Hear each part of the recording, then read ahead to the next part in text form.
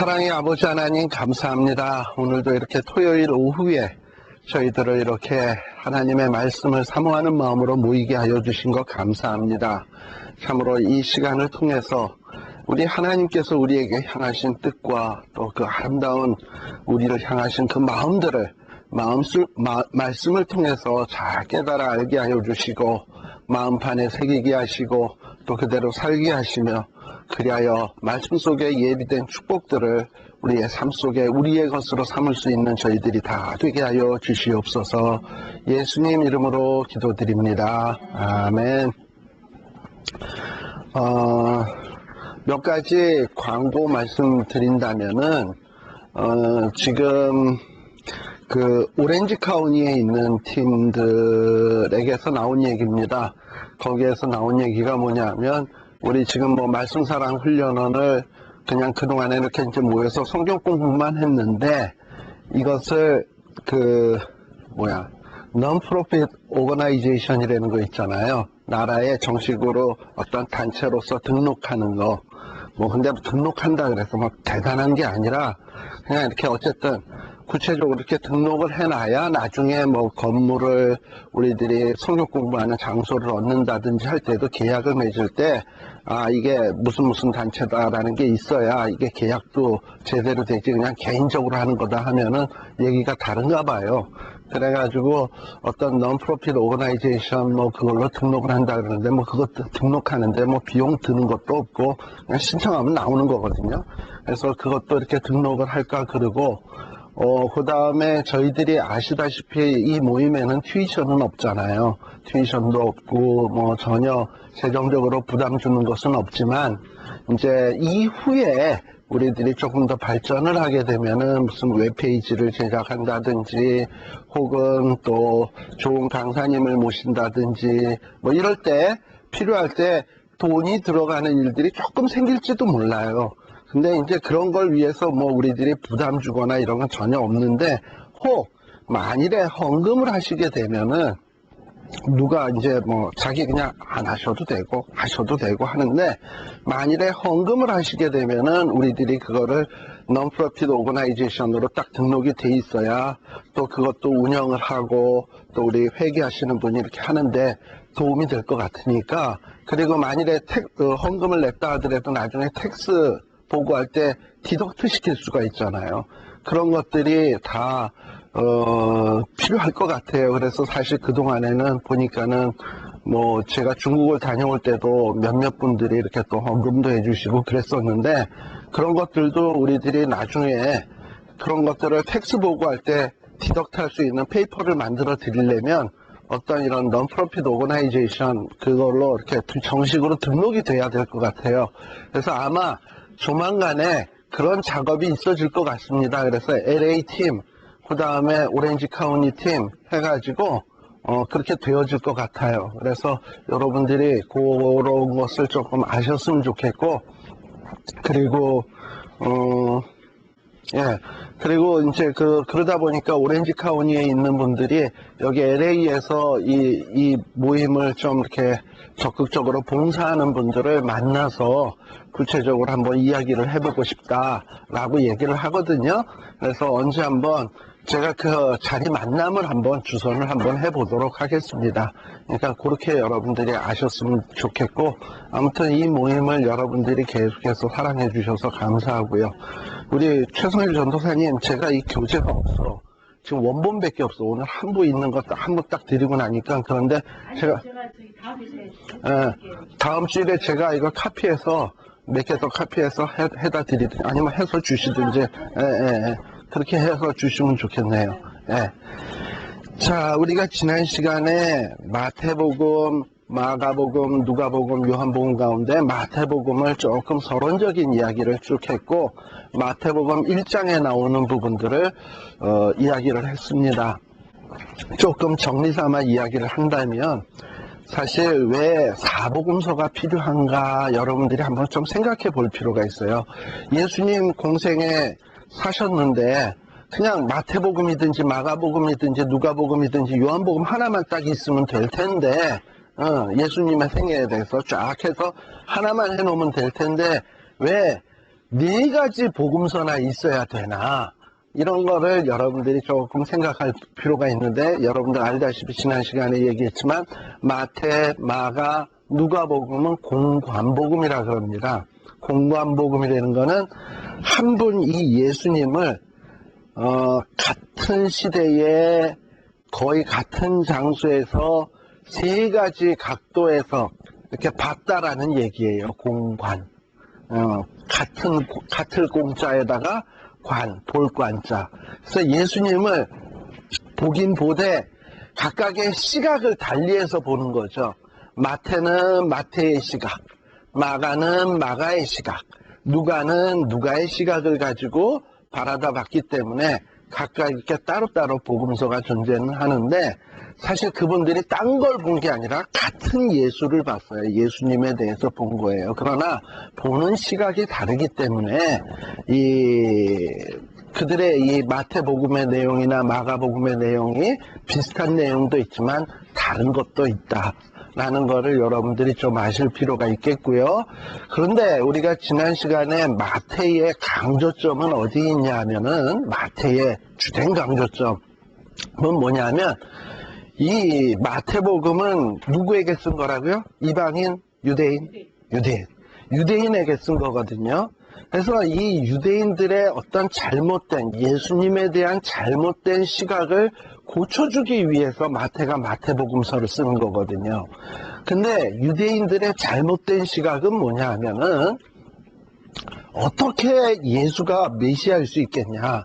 그렇게 나약하게 살다가 십자가에 못 박혀서 죽은 분인데, 그런 분이 어떻게 메시아일 수 있겠나 하면서 예수님이 공생애를 다 사시고 부활승천했음에도 불구하고 많은 유대인들은 예수님을 자기의 주로, 자기의 구주로 영접하지 않았어요. 그러니까 그걸 볼 때 마태의 마음은 속상한 거야. 그걸 좀 예수님에 대해서 알았으면 좋겠는데, 이런 마음에서 썼습니다. 바로 유대인들의 문제점은 오신 예수 그리스도를 메시아로 인정하지 않았어요. 그리고 앞으로 뭔가 또 다른 메시아가 오지 않겠냐, 예수 말고 진짜 메시아가 오지 않겠냐 하고선 엉뚱한 메시아를 기다리던 게 이 유대인들이었습니다. 또 하나 유대인들의 문제점 중에 하나는 뭐냐 하면은, 유대인들은요 자기 마음속에 늘 선민의식이라는 게 뭐냐면, 우리는 하나님에게 택함받은 민족이다, 택함받은 아브라함의 후손이다, 그러니 우리는 좀 특별하다, 하나님이 특별히 우리를 사랑할 거다, 어떤 이런 의식 속에 살았어요. 그래서 이방인들은 서로 멸망을 당하고 심판을 당한다 할지라도 우리는 어쨌든 구원받을 거다, 우리에게 구원은 틀림없다, 어떤 이런 의식 속에서 살았다 이 말이에요. 그러나 우리들이 이스라엘 역사를 쭉 살펴본 바와 같이, 이스라엘이 겉으로 보기에는 공식적으로는 선민일런지는 모르지만 실제적인 그들의 삶이나 그들의 현실적인 그 삶의 모습들은 전혀 선민답지 못했습니다. 그러니까 정말 스스로 의로워질 수 없는 사람들이에요. 근데 그럼에도 불구하고 자기네들은 선민이기 때문에 의롭다 하는 생각을 가졌고, 사마리아 사람이나 이방인들을 볼 때는 뭔가 좀 개와 같은 짐승 취급하듯 자기네들은 잘났고 하는 이런 의식 속에서 살았어요. 바로 마태가 시정해주고 싶은 이런 잘못된 유대인들의 생각은 바로 그런 점들입니다. 그래서 펜을 들어서 쓰고 있는 게 이게 마태복음이에요. 그래서 여러분들이 마태복음 1장 1절에서부터 쭉 나오는 내용이 뭐였죠? 예수 그리스도와 아브라함과 다윗의 자손 예수 그리스도의 세계라. 지난 시간에 설명드렸죠? 메시아는, 우리 예수 그리스도는 비록 나사렛에 사셨고 갈릴리 동네에 사셨고, 그리고 흠모할 만한 것 없고 너희들 보기엔 보잘것없을지 모르지만, 예수님은 아브라함과 다윗의 자손을 모든 그들에게 주셨던 언약을 성취하실 바로 그분이 메시아다. 그리고 아브라함의 후손이고 다윗의 혈통이고 이분이 바로 메시아다 그러니 이 메시아는 바로 너희들이 기다려야만 했던 그분이시다라는 얘기를 지난 시간에 말씀을 드렸습니다. 자, 그리고 또 여러분들 마태복음 1장을 한번 펴놓고 보세요. 1장을 보시게 되면 또 마태복음 1장에 또 등장하는 내용 중에 하나가 그 예수님 탄생할 때에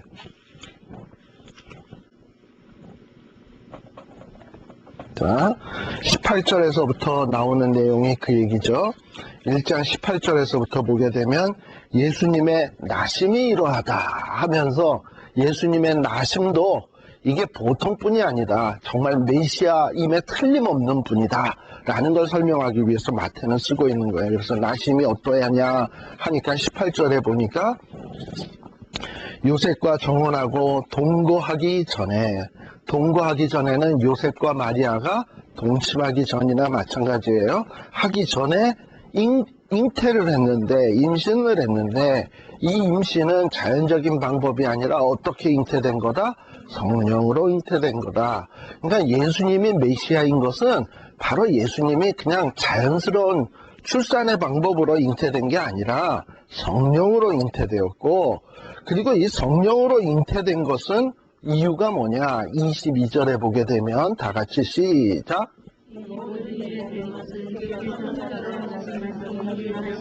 그러니까 예수님이 이렇게 초자연적인 방법으로 잉태된 것은 바로 선지자의 말씀을 이루기 위해서다. 자, 메시아가 뭐 하는 사람입니까?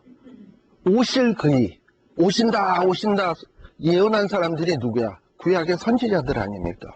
선지자들이 오신다 그랬는데 바로 이 선지자가 예언한 그 방법대로 오셔야 돼. 그런데 이 선지자가 뭐라고 예언을 했냐 하면은 저기 23절에 보게 되면 우리들이 잘 알다시피 23절의 내용이 이사야서 7장 14절의 말씀 아닙니까? 이사야가 벌써 메시아에 대해서 출생에 대해서 예언을 해서 뭐라고? 보라 처녀가 잉태하여 아들을 낳으리니 그 이름을 임마누엘이라 하리라. 이미 이사야가 벌써 BC 800년 전에 예언을 했단 말이에요. 메시아는 처녀의 몸으로 잉태돼야 돼.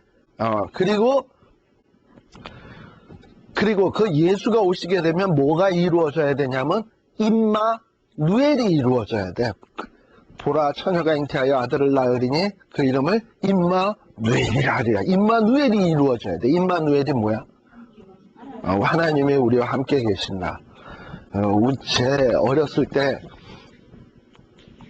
주일학교 다닐 때 임마누엘이 뭔지 알아요? 뭔지 모르지 뜻이. 그러니까는 우리 그것도 배웠다고. 또 배워도 잘 배워야지. 친구들한테 임마 누엘 이랬다는 거 아닙니까? 그게 아닌데 사실은. 예, 이제 아무튼 참 무식하면 참 그래. 임마누엘이라는 건 하나님이 우리와 함께 하신다라는 이런 뜻이에요. 그런데 하나님이 우리와 함께 하시기 위해서 이루어져야 될 조건이 있어. 그게 뭐냐면 하나님이 아무나 하고 함께 하는 게 아니에요. 하나님이 함께 하시려면 반드시 하나님과 인간 사이에 가로막는 어떤 문제를 해결해야 돼. 가로막는 것이 뭐겠습니까? 죄. 예. 그런데 여기 천사가 여기 뭐라고 나오냐 하면은 21절에 보게 되면 마태는 뭐라고 이야기하냐면 아들을 낳는데 그 이름이 뭐다? 예수인데 예수의 뜻이 뭡니까? 자기 백성을 저희 죄에서 구원하는 거예요. 다시 말하면 예수님이 하실 가장 중요한 일은 뭐냐면 죄에서 구원하는 거예요. 죄의 문제를 해결하는 거예요. 죄의 문제를 예수님이 해결해야만 하나님이 인간과 함께 할 수 있는 그 일이 이루어질 수 있는 거예요. 죄가 해결이 되지 않으면 하나님이 함께 할 수가 없어. 죄 문제 해결되기 전에.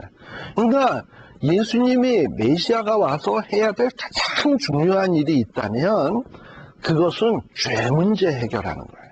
그래서 죄 문제를 해결하고 또 뭘 이루어야 되냐면 임마누엘을 이루는 게 이게 메시아가 해야 될 가장 중요한 사역입니다.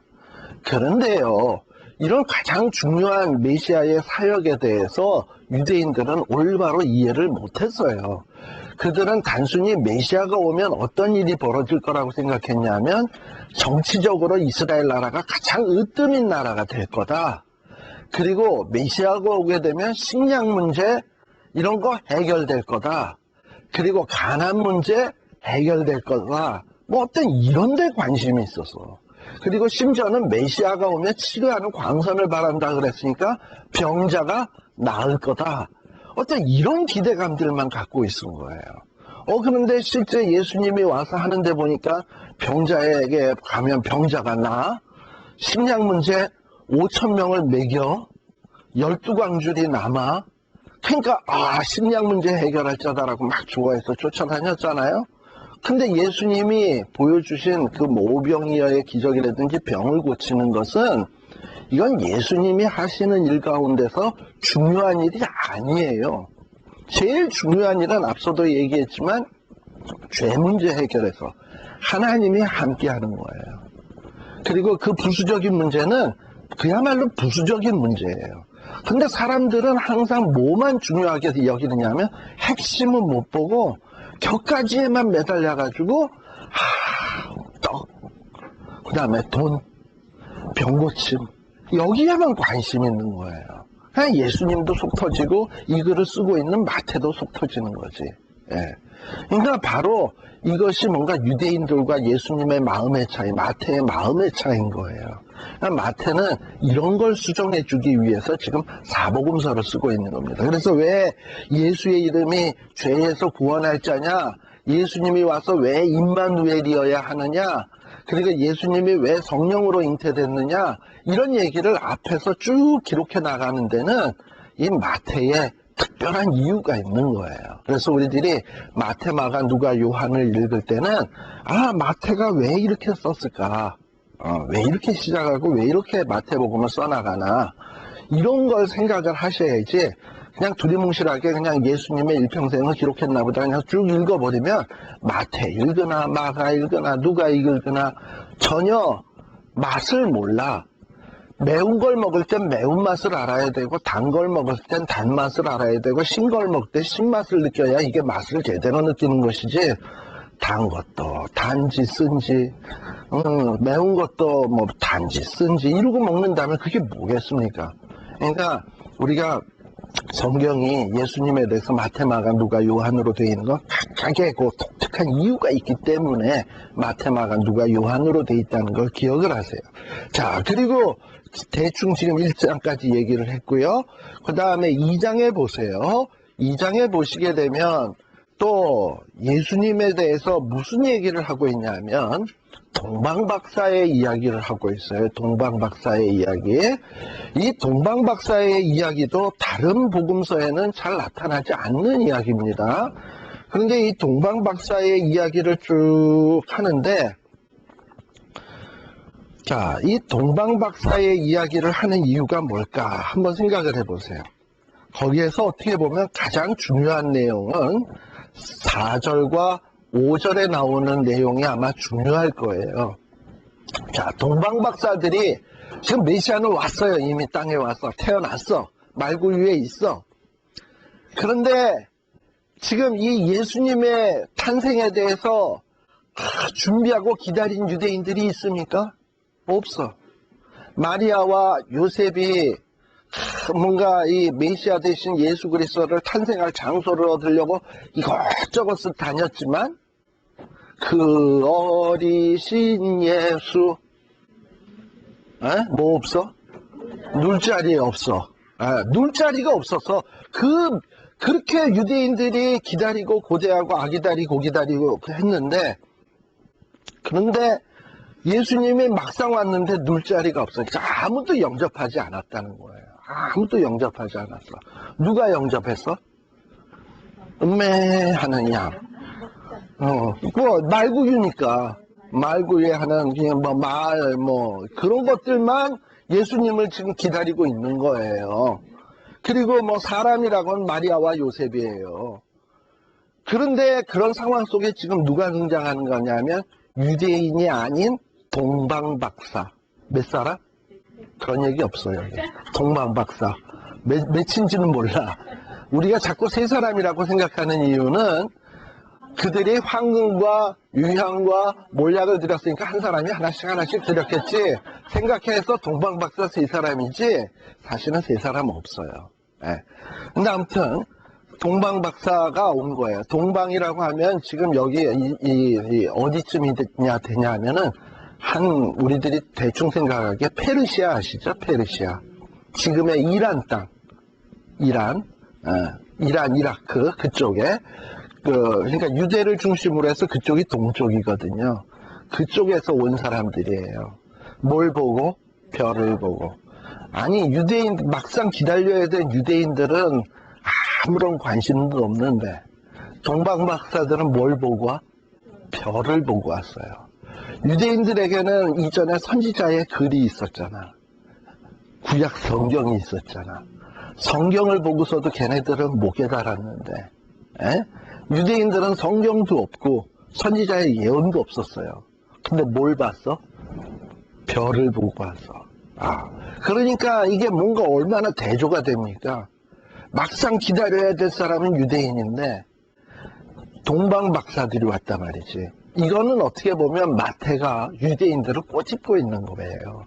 니들이 착한 민족이라고? 근데 예수님 막상 올 때 어땠냐? 아무도 영접하지 않았고 말들이 영접했다. 그리고 오히려 사람들 가운데서는 누가 예수님을 맞이하러 왔냐? 동방의 박사들이 왔다. 그러니 너희들이 잘난 게 뭐가 있냐? 너희들이 지금 선민의식 갖고 있는데 잘난 게 뭐가 있냐? 라고 얘기하는 거예요. 그리고 4절 5절에 보니까는 누가 등장을 하냐면 헤롯이 등장해. 그래서 헤롯이 얘기하죠. 야, 대제사장과 백성들의 서기관들 누구죠? 성경 박사들. 그렇죠? 대제사장이나 서기관이면 성경 박사들인데 이 양반들을 모아서 야, 왕이 난다면 메시아가 난다면 어디서 나겠느냐 하고 물었어요. 그랬더니 유명한 말씀을 인용을 하죠.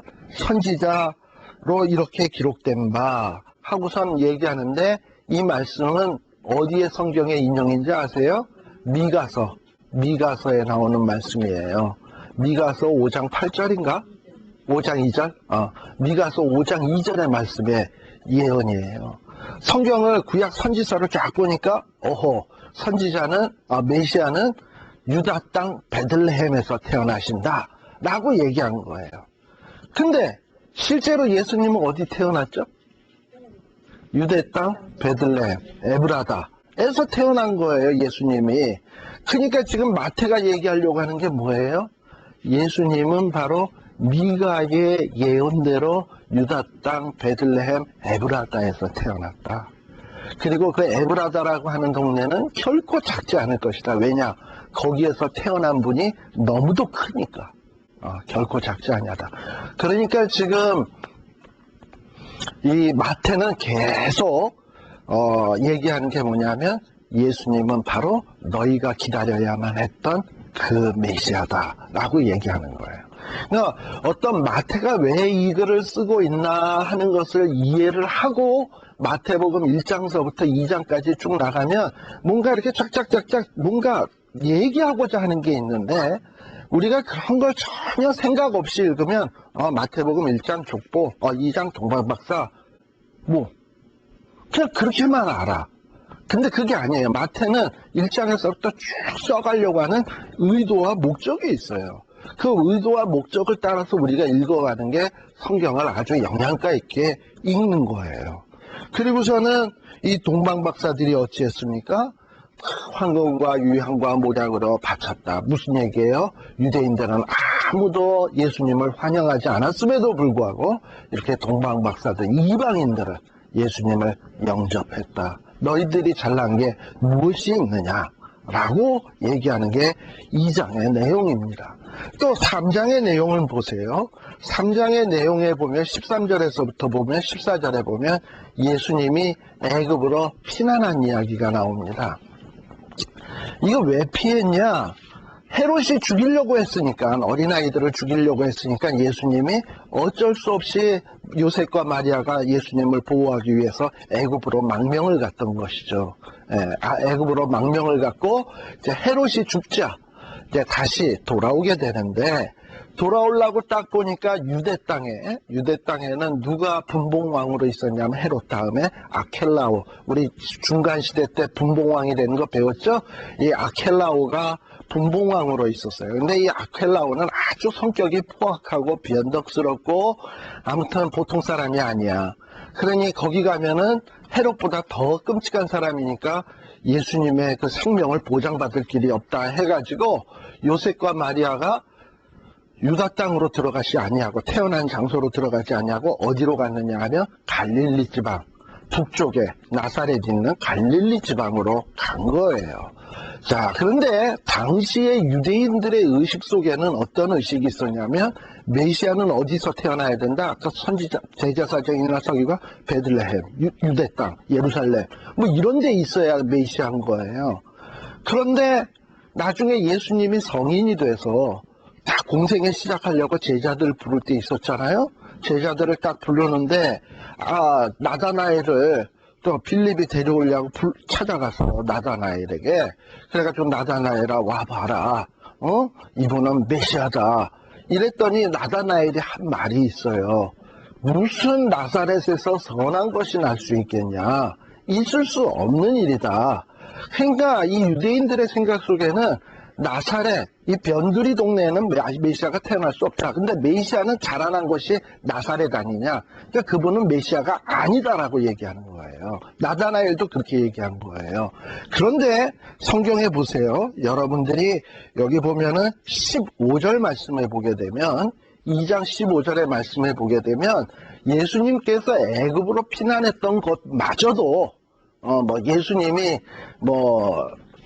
정말 애굽으로 피난해서 나사렛에 가서 살게 된 이유에 대해서 분명히 언급을 하고 있어요. 뭐라고 얘기합니까? 헤롯이 죽기까지 애굽에 가 있었고 그렇게 해서 있다가 이 예레미야 나사렛에 가게 된 이유들이 다 뭐냐면 뭘 하기 위해서냐면은 애굽에서 선지자의 말씀하신 바를 이루기 위해서예요. 그리고 또 헤롯이 사람을 죽였던 것도 17절에 보니까 선지자 예레미야로 말씀하신 바를 이루기 위해서예요. 또 23절에 보게 되면 예수님이 나사렛이라고 하는 동네로 가게 된 것도 예수님이 나사렛 동네가 좋아서라기보다는 뭘 하기 위해서? 선지자로 하신 말씀을 이루려 하기 위해서. 그리고 예수님이 뭐라고 칭함을 받아야 되냐면 나사렛 사람이라 칭함을 받아야 되기 때문에 글로 간 거예요. 그러니까 예수님은 그냥 출신이 가난하고 별 볼 일 없어서 나사렛에 산 게 아니라 요셉이 그냥 아무 뜻 없이 모르겠어요. 요셉과 마리아는 이런 선지자의 말씀을 이루기 위해서 간 건 아니겠죠? 구약 성경은 마리아랑 요셉이 성경 공부를 막 하는 거야. 봐봐, 우리가 애굽에서 이제 어디로 가야 되지? 유다로 가야 되나? 나사렛으로 가. 근데 나사렛으로 가야 되네. 이러고서 가지 않았을 거예요. 그러니까 요셉과 마리아는 그냥 단순히 지금 유다 땅에 아켈로 그 못된 왕이 있으니까 그 왕을 피해서 우리가 나사렛 가야지 해가지고 그냥 자연스럽게 상식적인 판단을 통해서 이렇게 가고 있는 거예요. 움직이고 있는 거예요. 그러나 하나님이 그런 상식적인 판단을 하도록 뒤에서 역사하시는 거지.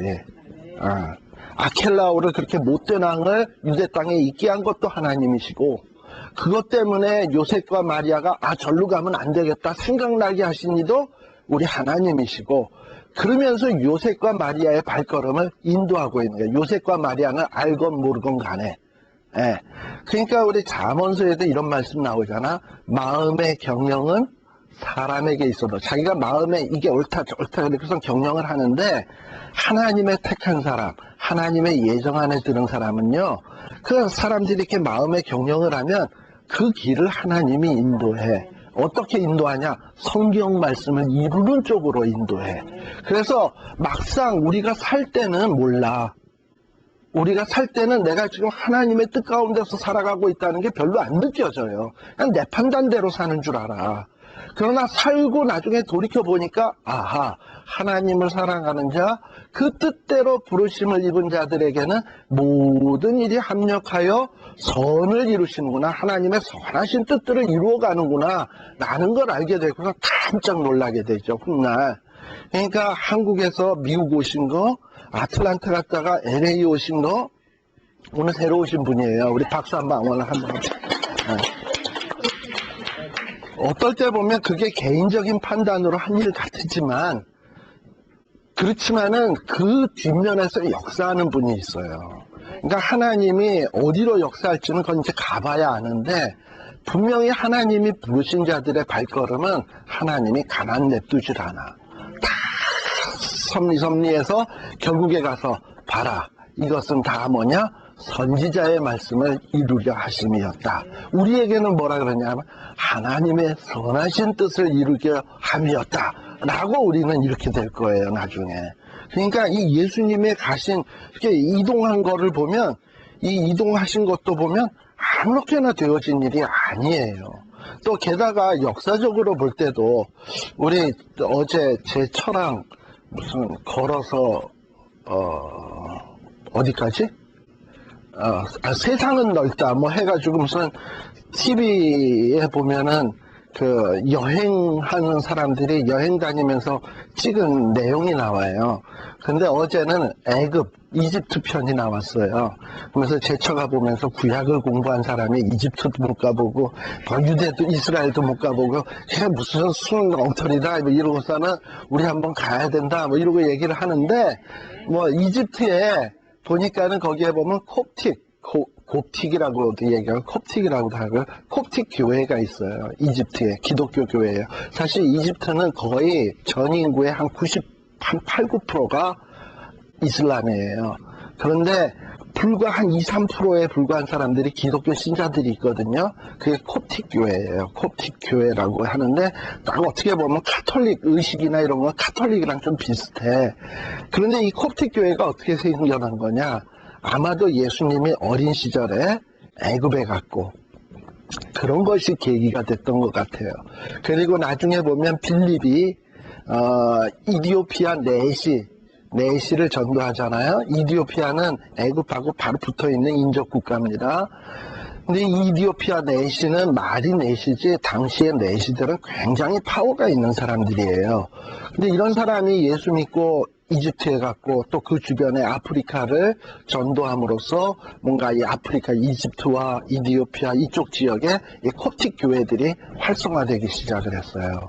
그러니까는 어떤 예수님이 단순히 애굽에 간 것도 물론 선지자 말씀을 이루려 하기 위함이었지만 또 그렇게 해서 애굽 땅에 복음이 전파되도록 한 예수님의 섭리다라는 것도 우리들이 생각해 볼 수 있어요. 그리고 이 동방박사의 이야기는 또한 또 우리에게 물론 마태복음은 유대인들에게 준 말씀이에요. 그러나 유대인들에게 무슨 얘기를 하는 거냐면 하나님은 너희들의 하나님이라고만 생각을 하는데 유대인만의 하나님이라고만 너희들이 생각하고 있는데 하나님은 유대인만의 하나님이 아니다. 이방민족 동방박사의 하나님도 된다. 라는 것을 은연중에 암시하고 있는 거예요, 마태복음은. 그러니까 이스라엘 백성들의 그 선민의식, 자기네만의 하나님, 자기네만의 어떤 복음, 자기네만의 어떤 하나님의 율법, 이런 것들을 꼬집고 있는 거예요. 그게 아니다. 하나님의 복음은 온 세상을 위한 것이다. 라는 얘기를 지금 마태복음 1장, 2장, 지금 그런 설명을 쭉쭉 해나가고 있는 것입니다. 자, 그 다음에 3장에 보게 되면 또 이제 누구의 얘기가 나오냐면 세례 요한의 얘기로 시작을 하고 있어요. 세례 요한. 자, 이 세례 요한의 얘기도 우리들이 단순히 그냥 예수님보다 앞선 자니까 세례 요한 얘기 나오나 보다 생각을 할지 모르겠지만 마태는 어떻게 이야기하고 있냐면 3절에 보게 되면 세례 요한이 회개하라 천국이 가까웠다 하는 이것마저도 뭘 하기 위해서냐면 선지자 이사야의 말씀을 이루기 위해서예요. 그리고 이 선지자 이사야의 말씀의 내용이 뭐냐면 세례 요한은 뭐 하는 자냐 하면은 뒤에 오는 자의 길을 그 길을 예비하는 자예요. 그 첩경을 평탄케 해야 될 자인 거예요. 봐라. 그러니까 이사야가 분명히 메시아가 오기 전에는 어떤 앞선 자가 있는데, 앞선 자가 와서 그 길을 평탄케 할 것인데, 세례 요한이 그 일 하지 않았냐. 그리고 그 뒤를 이어서 예수님이 오지 않았냐. 그렇다면 너희들이 영접지 아니한 그 예수 그리스도, 그분은 누구냐. 선지자의 예언대로 지금 그대로 딱딱 맞아 들어가고 있는데 그분이 누구냐? 메시아 아니냐? 근데 멍청이들 같이 왜 예수님을 영접지 않냐고 배척하고 십자가에 못 박고 부활하셨음에도 불구하고 예수님을 지금도 영접하지 않느냐? 지금 마태는 어떻게 보면 절규하고 있는 거예요. 우리가 볼 때는 전혀 절규하는 듯한 느낌이 안 드는지 어떤지 모르겠습니다만, 자, 그리고 이렇게 예언대로 요한이 왔어요. 요한이 왔는데도 불구하고 이 요한에 대해서 선지자의 말씀대로 온 요한이면 최소한 성경 박사들은 어찌해야 됩니까? 요한 온 모습에 대해서. 아, 메시아의 길을 준비하시다니 참 수고하십니다. 참 우리가 해야 될 일을 당신이 하시네요. 하고선 요한을 격려하고 위로하고 그의 하는 일을 도와줘야 될 거 아닙니까? 그런데 당시의 종교 지도자였던 바리새인들, 서기관들, 사두개인들 이런 사람들은 이 사람들이 세례 요한에게 인기가 막 집중되니까 거기에 질투가 나는 거야. 어떻게 하면 세례 요한을 무너뜨릴까? 어떻게 하면 세례 요한을 책잡을까? 뭐 선지자의 예언을 이루러 왔다는 건 생각도 없고 나보다 나아 보이고 나보다 인기 많으니까 어떻게 해서든지 무너뜨리려고 하는 데만 관심 있는 거예요. 그래서 세례 요한이 요단강에서 세례를 주고 이런 일들을 할 때에 바리새인들과 사두개인들은 그 요한의 하는 일을 도와주거나 협력하기 위해서 온 게 아니에요. 저거 어떻게 하면 트집 잡나 하고서 온 거예요. 그랬더니 7절에 보니까는 바리새인들과 사두개인이 세례 베푸는데 오는 것을 보고 세례 요한이 하는 얘기가 무엇입니까? 야, 이 독사의 자식들아. 뭐 독사의 자식들아 하면은 좀 말이 고상해 보이죠. 만일에 이렇게 얘기했다면 세례 요한이 야, 이 뱀새끼들아 하고 했다면은 좀 말이 쌍스러워 보이죠. 독사의 자식들아. 그러나 뱀은 제가 얘기한 뱀새끼라는 거는 뱀. 독 있는 뱀인데 독 없는 뱀도 있잖아. 훨씬 부드러운 건데 사실은. 어떻게 보면 세례 요한의 이 욕이 더 험한 거예요. 독사의 자식들아 한다면. 그렇잖아요? 그러면서 이 바리새인들과 서기관들에게 이 독사의 자식들아 하고서 책망하고 있어요. 왜 그렇습니까? 선지자의 말씀, 구약의 말씀엔 관심도 없고 자기네 기득권 유지만 하려고 하는 사람들, 인기만 얻으려고 하는 사람들, 이거는 하나님의 종들이 아니고 독사의 자식이다 라고 신랄하게 비난하고 있습니다. 그리고서는 뭐라고 얘기하냐면 회개에 합당한 열매를 맺어야 된다 라고 얘기했습니다. 자, 바리새인들, 서기관들 혹은 유대인들의 기본적인 생각이 뭐였다고요? 아, 우리는 택한 민족이니까 의롭다, 선민이다, 우리는 문제가 없다, 어떤 하나님의 심판 여호와의 날이 와도 우리는 구원받는다, 이런 의식을 갖고 있은 거예요. 그러나 세례 요한의 얘기는 뭡니까? 웃기는 소리 안 졌네. 유대인들 다 죄인이다. 이스라엘의 역사를 봐라. 니들이 잘난 게 뭐가 있냐. 너희들이 정말 하나님 앞에 구원받기를 원한다면 하나님 앞에 나와서 하나님, 내 힘으로는 의를 이룰 수가 없습니다. 내 능력으로는 구원받을 길이 없습니다. 하나님 help me 하고 나오는 게 이게 뭐냐면 회개예요. 회개란 원래의 뜻은 돌이킨다라는 뜻이에요. 사람들의 원래 살던 모습은 어떤 식으로 사느냐면 자기의 가치관, 자기의 판단, 자기의 소견 오른 대로 살아요. 그러면 뭔가 자기 소견에 오른 대로 살아서 의로워질 수 있다고 생각한 게 본래 사람들의 모습이에요. 그러나 회개는 뭐냐면 자기 소견대로 살아보니, 자기 판단대로 살아보니, 자기가 열심으로 살아보니 내가 의를 이룰 수 있는 건 아무것도 없구나. 내가 의로워지려면 누구에게 돌이키는 수밖에 없어? 하나님께로. 그래서 천부여 의지 없어서 손들고 옵니다. 이게 뭐냐면 회개예요. 단순히 회개를 죄를 뉘우친다, 뭐 죄를 고백한다, 물론 이것도 회개인데 근본적인 건 뭐냐면 삶의 방향이 돌이켜지는 게 회개예요. 이전에는 내 소견, 내 판단, 내 열심으로 살았는데 그렇게 살아보니 건질 게 없거든. 그러니까 하나님 앞에 항복하고 돌이키는 게 이게 회개예요. 그러고서 돌아올 때 그렇게 해서 회개해서 돌아오는 자만이 하나님이 의롭게 여겨주시고 자녀 삼으시고 하는 것이지, 절대 우리의 힘으로는 의로워지거나 될 수 있는 길이 없는 거예요. 그래서 하나님 앞에 나오게 되면 이 죄의 문제가 해결이 되는데, 자, 그 얘기를 지금 그 11절서부터 보게 되면 바로 9절도 그 얘기예요. 9절에 너희들이 속으로 뭐라고요? 아브라함이 누굽니까? 택한 자의 가장 대표적인 인물 아닙니까? 아브라함이 택한 자고 그분이 우리 조상이고, 그러니 우리도 뭐다? 택한 자라고 생각을 하고 우리는 어떤 일이 있어도 구원받는다라고도 생각하고 있는데, 웃기지 마라.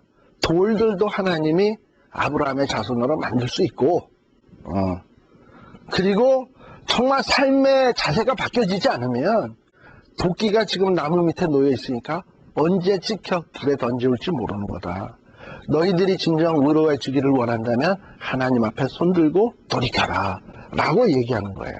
그러면서 11절에 보면은 이제 나는 너희를 회개케 하기 위하여 물로 세례 주지만 진짜 죄의 문제를 해결하고 죄의 문제를 깨끗하게 씻어줄 분이 오시는데, 그분은 뭐로 세례를 줘? 성령과 불로 세례를 줘서 우리의 죄의 문제를 사하실 분인데, 그분에 대해서는 내가 정말 신들매도 감당할 수가 없는 이런 분이다. 그러니 이분이 누구예요? 세례 요한이, 선지자의 예언대로 온 세례 요한이 자기 뒤에 오실 분에 대해서 이렇게 얘기한다면 이분이 누구야? 메시아지. 이렇게 얘기하는데도 유대인들은 안 받아들여. 답답하죠? 마태복음 1, 2, 3장만 왔는데도 안 받아들이는 거 보면 되게 답답해요. 되게 답답해요. 그리고서는 이제 예수님이 세례를 받는 장면이 이제 등장을 하게 됩니다. 여러분들, 예수님이 세례를 받으신다. 사실 예수님이 세례를 받을 필요가 있는 분입니까? 없는 분입니까? 왜죠? 이 세례라고 하는 것은 이 물 속에 푹 들어갔다 나오거나 아니면 물을 뿌리거나 하는 거잖아. 이 물 속에 보통 침례교 같은 게, 이 요단강에서 세례 받을 때는 어떻게 했을까요? 요단강 속에 푹 집어넣다 푹 나오는 거잖아. 이 물 속에 푹 들어간다라는 건 뭐냐면 장사 지내는 거예요. 죽는 거예요. 마치 땅 속에 들어가는 것과 같은 거예요. 자, 사람이 왜 죽어요? 죄의 싹슨? 사람이 왜 땅 속에 들어가야 되냐면 죄 때문에 들어가는 거예요.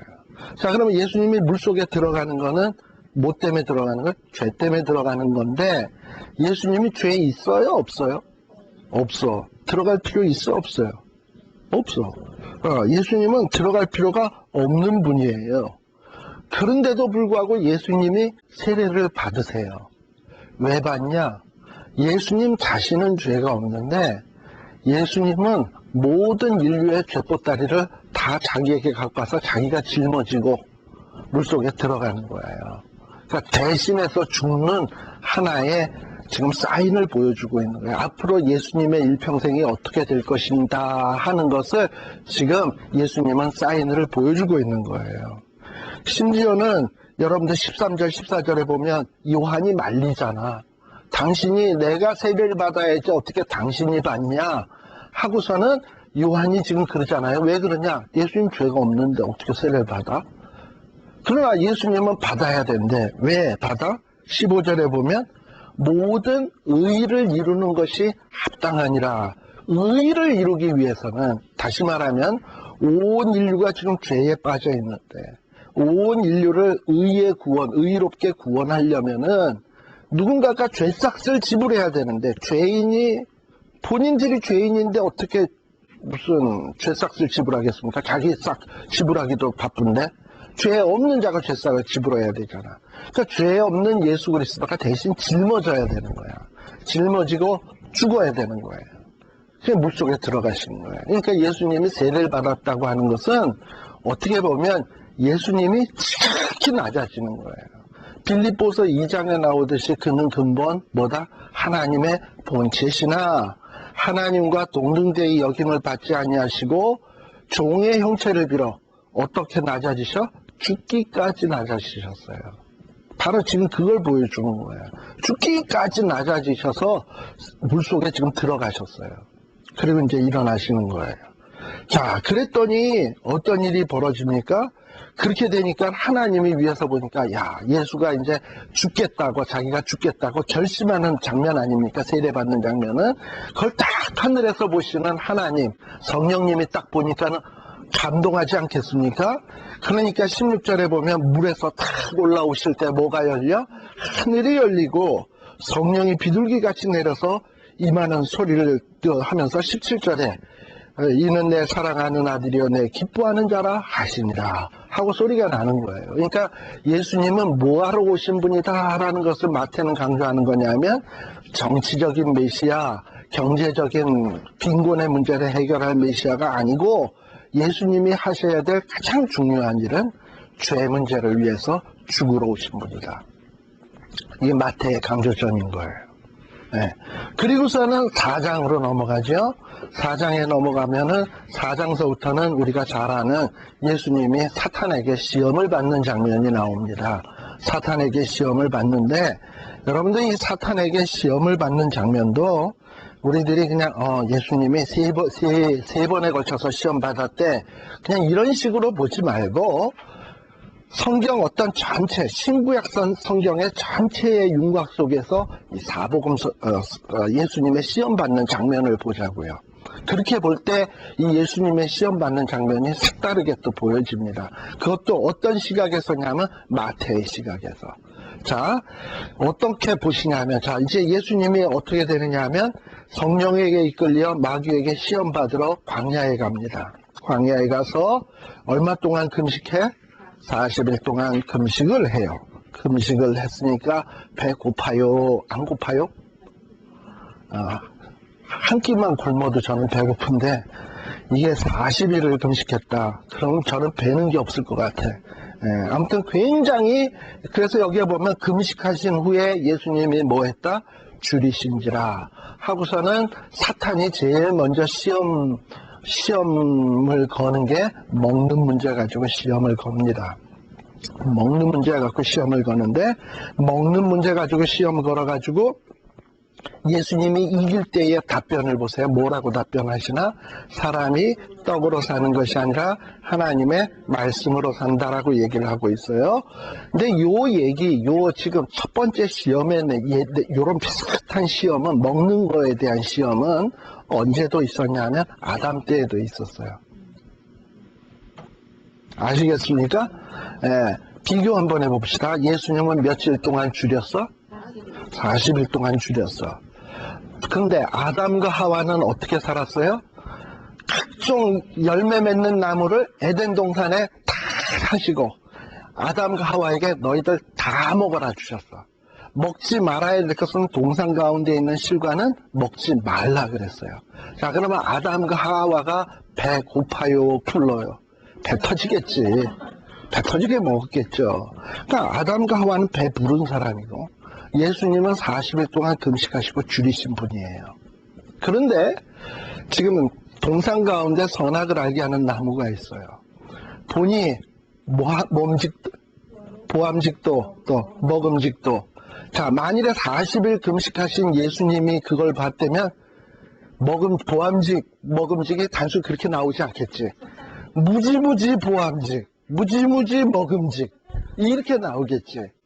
배부른 사람들에게도 보암직, 먹음직, 지혜롭게 할 만큼 탐스럽기도 하다 그랬어요. 그런데 그걸 보고서 사탄이 와서 먹으라 그런 거예요. 그랬는데 아담과 하와는 어떻게 했습니까? 줄이지도 않았던 양반들이, 배부른 양반들이 먹었어요. 먹은 이유 뭐냐? 사탄이 뭐라 그랬냐면 너가 따먹으면 지혜로워진다. 하나님과 거의 같아진다. 나는 그 유혹에 빠져서 따먹었어요. 근데 하나님의 말씀은 원래 하나님의 말씀은 뭐였죠? 먹지 말라. 먹는 날에는 정령 죽으리라. 다시 말하면 아담과 하와는 먹는 문제에 관심이 더 많았지 하나님의 말씀을 지키는 일에 관심이 덜했어요. 그렇죠? 자, 따먹으면 지혜로워진다라는 생각만 한 거예요. 그러나 하나님의 말씀을 어길 경우에는 어떻게 된다? 죽는 거예요. 사는 방법은 뭐다? 하나님의 말씀을 순종할 때 사는 거예요. 근데 사람은 더 잘 살아보겠다고, 더 지혜롭게 살아보겠다고, 하나님처럼 살아보겠다고 선악을 알게 하는 나무를 따먹었어요. 뭘 무시하고? 하나님의 말씀을 무시하고. 그런데 지금 40일을 줄이신 예수님, 무지무지 배고파. 그런데 사탄이 와서 먹으래. 돌로 떡 만들어 먹으래. 예수님 그 능력 있어요. 왜 못해? 최초의 말씀이 계시니라, 창조 때서부터 계신 분인데 할 수 있지. 그러나 예수님이 해야 될 일은 그런 게 아니에요. 하나님의 말씀에 순종하는 거예요. 그래서 예수님은 뭐라 그래요? 사탄에게? 사람은 떡으로 사는 게 아니라 하나님의 말씀을 순종하면서 사는 거다. 하나님의 말씀을 순종하는 게 뭐냐면 의롭게 사는 거예요. 그래서 성경에도 보면은 먼저 그의 나라와 그의 의를 구하라. 그리하면 너희에게 더하시리라. 다시 말하면 우리가 하나님의 말씀에 순종하고 의롭게 살려고 하나님의 말씀대로 살면 먹는 문제, 경제적인 문제, 어떤 나의 모든 재반의 모든 문제는 하나님이 더하시는 거예요. 솔로몬이 정말 하나님 앞에 구해야 될 걸 제대로 구하니까, 지혜를 구하니까 부, 권세, 명예 다 그냥 그거는 보너스로 주었어요. 덤으로. 하나님의 사람은 그렇게 사는 거예요. 그런데 우리의 인류의 최초의 조상이었던 아담은 그렇게 못 살았어요. 그러나 로마서에 나오는 표현대로 두 번째 아담, 예수 그리스도는 첫 번째 시험 문제에서부터 아담은 실패했으나 예수님은 가볍게 지금 통과하고 있는 장면입니다. 그러니까 뭔가 의미가 있죠? 봐라, 아담보다 이 메시아는 뛰어나지 않냐라는 메시지를 던지고 싶은 거예요. 두 번째 시험의 내용은 무엇이었습니까? 네가 거룩한 이제 예루살렘 성으로 데리고 가서 거기에서 점프해라. 그러면은 천사들이 짜잔 나타나가지고 너를 탁 붙들어서 발등상이 상하지 않게 하리라. 바로 이 천사들이 이 손을 너를 받들어 발이 돌에 부딪히지 않게 하리라 한 얘기는 어디에 나오는 얘기냐면 시편에 나오는 얘기예요. 시편에 나오는 말씀을 지금 사탄이 인용하고 있는 거예요. 근데 이 시편 몇 편 몇 절이야? 시편 91편 몇 절? 11절, 12절. 자, 시편 91편 11절의 내용을 이게 사탄만 알까? 유대인들은 알까 모를까? 이스라엘 사람들은 알까 모를까? 알겠죠? 어떻게 보면 시편 91편에 나오는 것도 어떻게 보면 메시아 시편 같을 거예요. 그렇잖아요. 어떤 장차 올 메시아를 생각하는 투로 발을 상하지 않게 할 것이다 라는 어떤 그런 암시를 했는지도 모르겠어요. 그런데 자, 성전 꼭대기, 성전이라고 하는 것은요, 유대인들에게는 아주 소중한 장소예요. 그래서 성전에는 항시 사람들이 많이 운집해 있는 곳입니다. 많이 있어요. 항상 드글드글해. 그런데 어떤 사람이 갑자기 성전 꼭대기에 딱 쓴 거야. 그냥 거기 동네 애들이 다 보다, 저기 누가 있다. 그러면 다 쳐다볼 거 아닙니까? 미국 같으면 어떻게 됐을까요? 갑자기 헬기가 뜨고 CBS, MBC 방송국에서 카메라를 들고 저 사람이 어떻게 하나 카메라 들고 막 촬영할 거 아니에요? 그런데 이 양반이 거기에 한참 서 있더니 아래를 향해서 점프를 딱 한 거야. 그러면 사람들이 와 할 거 아닙니까? 그런데 쫙 떨어지는데 갑자기 뭔가 아톰같이 천사들이 쫙 나타나더니 예수님을 가볍게 받아서 사뿐하게 내려라. 그 광경을 여러분들이 유대인 입장에서 봤다고 보십시오. 그러면 예수님을 누구라고 생각할까? 그죠? 메시아라고 생각하죠. 아주 폼나는 메시아로 탁 생각할 거 아니야. 그러면 유대인들이 야 우리의 메시아다 하고 와 하고 모여들 거 아닙니까? 그리고 졸지에 예수님이 영광을 받을 수 있는 길이 열려요. 그런데요, 예수님이 메시아 일을 하는 방법에 제일 중요한 게 뭐라고요? 아까 제가 얘기했어. 메시아 사역 가운데 제일 중요한 게 뭐라고요? 죄 문제 해결하는 거. 근데 죄 문제를 해결하는 방법은 한 가지밖에 없어. 히브리서에 보면 피 흘림이 없은즉 사함이 없어. 예수님은 피를 흘려야 되는 거야. 그러니까 예수님이 와서 해야 될 일은 공중에서 점프해서 천사들이 탁 받음으로 메시아 되는 게 아니라 예수님은 피 흘리는 십자가까지 가야 돼. 가서 피를 흘려야 돼. 죽어야, 그렇게 해서 죽어야 메시아의 사역이 끝나는 거예요. 그래서 예수님이 십자가 위에서 막판에 피 다 뚝뚝 흘리고 다 찢기시고 딱 고개를 들어서 다 이루었다 하는 얘기는 예수님에게 있어서 가장 중요한 사역은 피를 다 쏟고 죽는 일이야. 그거 안 하면 메시아가 메시아 될 수 없어. 죄의 문제가 해결이 안 되고 임마누엘은 이루어질 수가 없는 거예요. 그러니까 예수님은 지금 그 얘기를 하는 거예요. 그런데 여기에 보면은 뭐라고 되어 있냐면 주 너의 하나님을 예수님은 뭐라 그랬냐면 시험치 말라 그랬습니다. 제가 아까 첫 번째 먹는 시험에 대해서 아담과 예수님을 비교했는데요. 자, 이것도 역시 아담과 예수님이 비교가 되는 장면입니다. 어떤 의미에서 그러냐면 분명히 아담과 하와에게 먹는 날에는 어떻게 된다? 정령 죽으리라. 하나님이 그랬어. 그런데 아담과 하와는 따먹었어요. 정령 죽는다고 믿었으면 따먹었을까? 정령 죽는 거 확실한데 따먹을까? 그건 도른 사람이지. 이런 마음이 있을 때 따먹어야. 에이 설마 따먹는다고 나를 죽이기야 하겠냐. 이거 따먹는 게 뭐 그렇게 큰 죄라고. 내가 살인을 한 것도 아니고 간음을 한 것도 아니고 뭐 하나님을 망령때 일컫는 것도 아니고 단순히 과일 하나 따먹은 거 갖고 나 죽이겠냐. 그런데 하나님의 말씀은 뭐였죠? 죽는다였어요. 설마 하나님이 그럴 리야 하고서는 하나님이 과연 죽이나 안 죽이나, 내가 따먹어도 과연 죽일 거냐 안 죽일 거냐 테스트 해보는 거야, 일종의. 그런데 따먹으니까 어떻게 됐습니까? 결론은 죽는 거죠. 결국 하나님을 테스트한 결과 죽는 것밖에 없는 거예요. 반면에 우리 예수님, 네, 앉으세요. 네. 거기 앉으셔도 돼요. 요 예수님의 시험 장면까지만 얘기하고 잠시 쉬었다 갑니다. 지금 마태복음 우리 4장에 나오는 내용을 하고 있습니다. 자, 그런데 예수님을 보세요. 시편에 뭐라고 돼 있냐? 아, 천사들이 나타나서 부딪히지 않게 하리라. 그런 거죠. 자, 예수님도 딱 뛰어내리면 천사들이 과연 시편에 그렇게 돼 있는데 하나님이 나를 받으실까? 안 받으실까? 내가 하나님의 명령에 순종해서 하나님과 동등대의 여김을 받지 아니하고 종의 형체를 입고 이 땅에 와서 세례까지 다 받고, 그리고 세례 받을 때 하나님이 말씀하시기를 내 기뻐하는 자다, 사랑하는 자다라고 얘기했는데 과연 하나님이 나 사랑하나? 날 기뻐하나? 그렇다면 내가 지금 점프하면 받아줘야 될 거 아니냐? 받아줄 건가 안 받아줄 건가 되게 궁금할 거 아닙니까? 해서 예수님이 뛰어내렸다면 누굴 테스트한 거죠? 하나님을 시험한 거죠.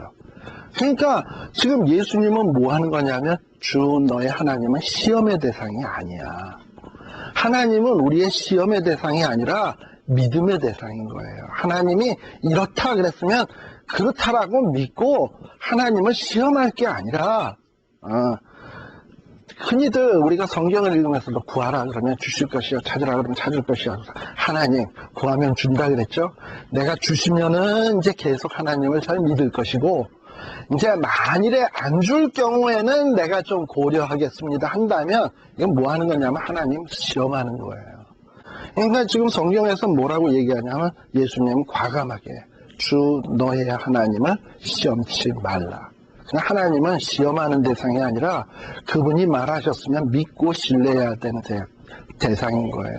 예수님이 하늘에서 천국 보좌를 버리시고 이 땅 위에 내려오실 때 하나님과 예수님 사이에 이미 대화가 있지 않았겠습니까? 너는 땅에 내려가서 종의 형체를 입고 사람으로 가야 된다. 그리고 사람들의 죄 문제를 위해서 십자가까지 가야 된다. 이 사실을 알고 오신 분이에요, 예수님은. 그러니까 내가 그 길을 갈 때까지는 가야 된다. 그 중간에 하나님이 나 사랑하나 안 사랑하나 이 문제 가지고 시험할 일이 아니다. 고난받을 거 내가 다 받아야 되는 거고. 그리고 죽기까지 복종하면 나중에 장차 나를 지극히 높여서 하나님이 영광스럽게 해주실 거다라는 것을 믿음으로 가면 하나님이 알아서 할 것이지, 지금 내가 이 공생의 시작도 하기 전에 예수 하나님 갖고 장난치면 이건 안 되는 거지. 그 얘기하는 거예요. 예, 그러니까 참 이 예수님이 하는 이 대화의 내용들은 어떻게 보면 성경 전체의 맥락에서 보면 가장 중요한 얘기들이에요. 그 다음에 제일 마지막에 나오는 얘기가 8절, 9절, 10절에 나오는 내용이죠. 이건 뭐냐면 사탄이 천하만국의 영광을 보여줬어요. 예수님에게 천하만국의 영광을 보여주면서 내 앞에 잠깐 머리만 끄덕이면, 나를 잠깐만 경배하면 천하만국의 영광을 다 너에게 주겠다라고 얘기한 거예요. 사실 얼마나 쉽습니까? 고개 까딱하면은 천하만국의 영광이 주어진다. 만일에 여러분들에게 주일날 예배, 하나님 앞에 안식일을 기억하여 거룩하게 지키라 그랬잖아요. 주일날 예배 이제 내일이잖아. 내일 예배 딱 제끼고 그냥 팡팡 노르면 한 50만 불 주겠다고 누가 그렇게 얘기해봐. 어떻게 하실래? 한 주인데, 한 주만 딱 하고 제끼면 50만 불 준대, 사탄이. 그러면 그때 여러분들 유혹이 조금 있어요? 많이 있어요? 많이 있죠. 흔들리죠. 제가 보면 옛날에 목회하고 이럴 때 보면은 한 주 빠졌어. 목사님, 제가 하는 비즈니스에 갑자기 무슨 일이 생겼거든요. 그래서 지난주 빠졌습니다. 이런 사람 많아요. 그럼 자기 그 비즈니스고 한 주 만일에 그때 안 나갔다면 비즈니스가 홀랑 날아가는 것도 아닌데, 그냥 돈 기껏 손해봐야 한 몇천 불 손해보는 정도일 텐데, 그거 막아보겠다고 주일날 한 주 제꼈다는 얘기야, 요는.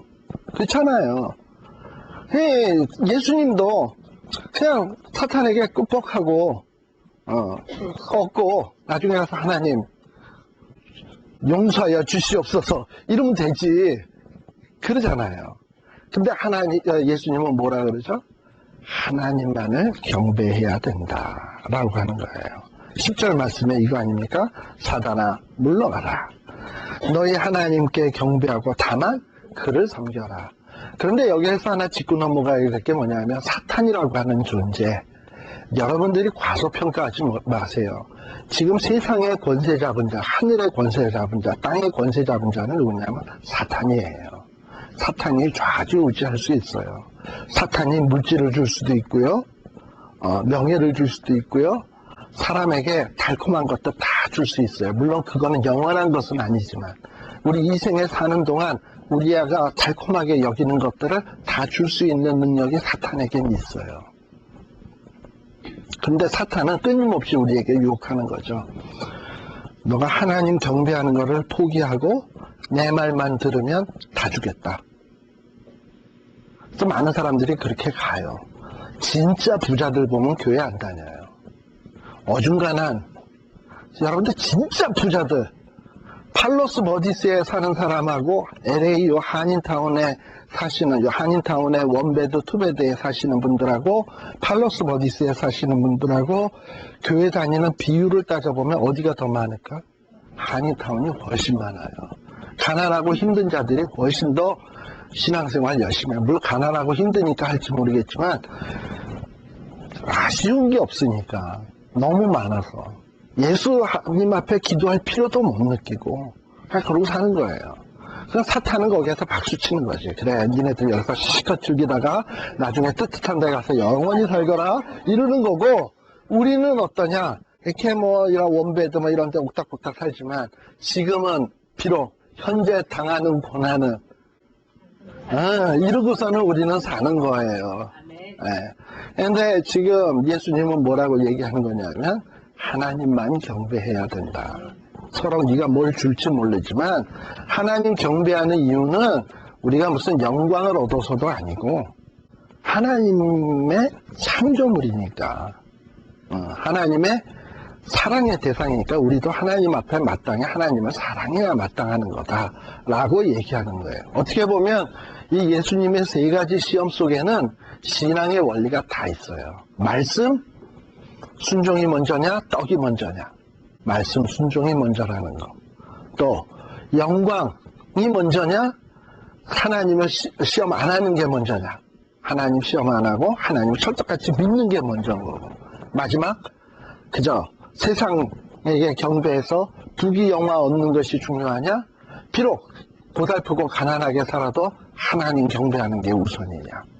예수님은 지금 그렇게 사탄에게 그 시험에 가볍게 통과하고 있는 거예요.